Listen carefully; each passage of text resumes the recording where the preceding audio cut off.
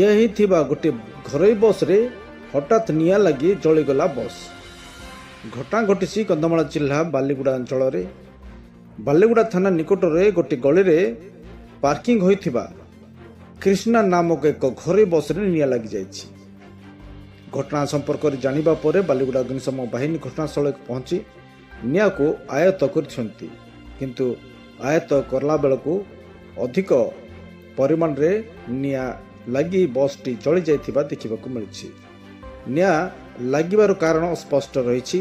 सूचना प्रकार कृष्णा नामक एक घरोई बस बालीगुड़ा थाना पाख गली में सबुदिन भली आज मध्य पार्किंग होइथिला। हठात बस रे निया लगी हुतु हुतु होई जली जाइथिला। लोक माने छानिया होई जाइथिले।